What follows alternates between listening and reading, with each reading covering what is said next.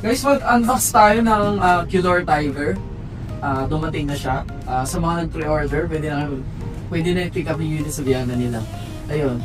Rain or shine, mag-unbox tayo.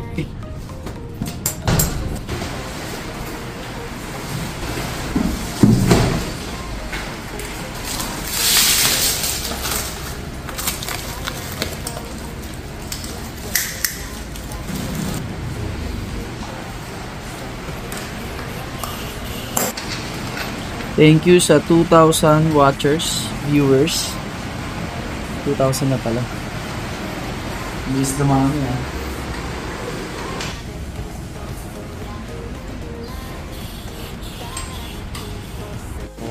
Ulit, Qdor Tiger unboxing, 750 watts, 35 Ah. Tapos full suspension na siya. Front and back. 20x4 entire niya. Pwede nang kapitan ng Thanos to.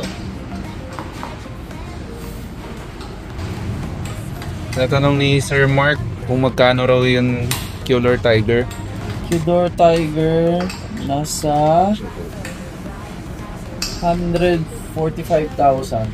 Yung 35 AH siya. Pag mas maliit ng AH, mas mura.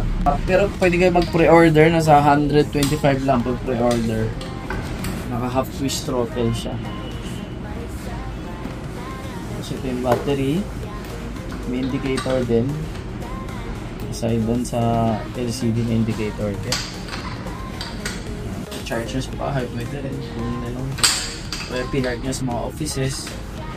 Meron offices. Tapos charge nyo. Akit na lang po. Charge. Box na ang Qdor Tiger. Yan yung horn niya.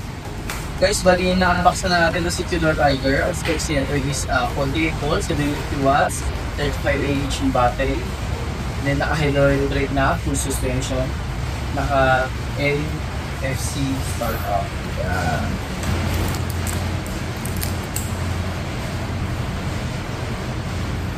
Yan, naka-hydraulic brake na, may horn, may signal light. Yan, may headlight. Yan, may tail light, may brake light. Kompleto naman. Pati brake light meron na rin siya. Then, full suspension.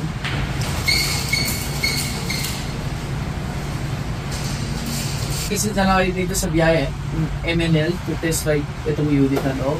Meron din tayong ibang brand, Fido, Minal, Titubia, yun. So, itong Roadrunners. So, pwede kayo mag-test ride dito sa biyahe nila. Thank you! Visit us now at